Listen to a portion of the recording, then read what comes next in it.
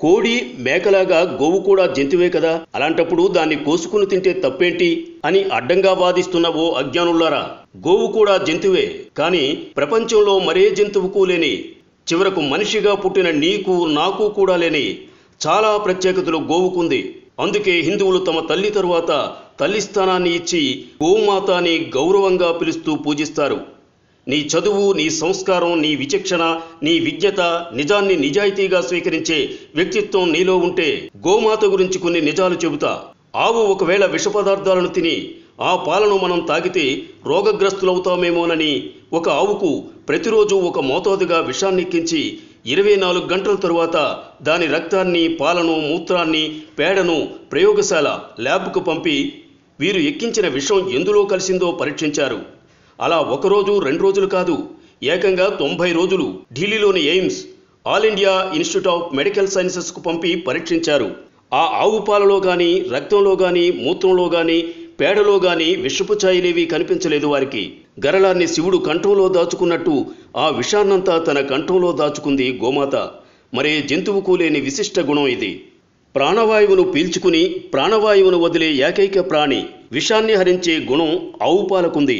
వైద్య శాస్త్రానికే అర్థం కాని రోగాలను సైతం తన మూత్రంతో తరిమి కొట్టగల శక్తి గోమాతది.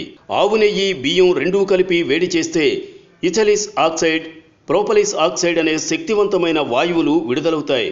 కృత్రిమ వర్షాన్ని కురిపించడానికి ప్రోపలిస్ ఆక్సైడ్ శ్రేష్టమైనది. గోమూత్రం ప్రపంచంలోనే సర్వోత్తమమైన కీటకనాశిని. గోవు పేడ, మూత్రం ద్వారా తయారయ్యే మందులతో ఉదరకోశ వ్యాధులను నయం చేయవచ్చు. ఇళ్లను, వాకిళ్లను ఆవు పేడతో అలికితే రేడియో ధార్మిక కిరణాల నుండి మనల్ని కాపాడుకోవచ్చు.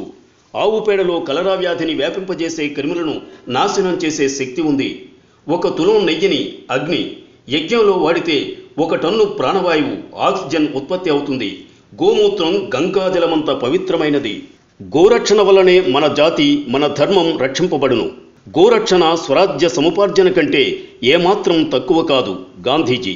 ఆవు పాలలో రసాయస్, ఆవు నెయ్యిలో అమృతం ఉంది. దాని మాంసం తింటే రోగిష్ఠులవుతారు.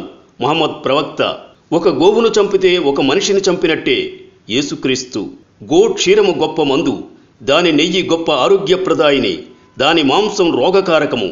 హజరత్ మహమ్మద్. గోవులు మానవ సమాజమునకు 1 గొప్ప వరము.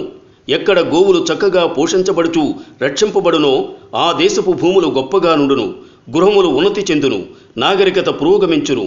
మహమ్మదీయులు మత గ్రంథమైన ఖురాన్లో ఎక్కడనూ గోవధ సమర్థింపబడలేదు. హకీల హజ్మల్ ఖాస్. గోహత్య ఇస్లాం మత నియమములకు విరుద్ధం. తోహా స్వీ హింద్ బిజారు. భిన్నత్వంలో ఏకత్వం ప్రపంచంలో ఒక్క భారతదేశంలో తప్ప మరెక్కడైనా చూడగలవా? నువ్వు హిందువైనా, ముస్లిమైనా, క్రిస్టియన్ అయినా నా దేశంలో ఉన్నంతవరకు భారతీయుడివి. నా దేశ సంస్కృతి సంప్రదాయాలను గౌరవించడం నీ ధర్మం.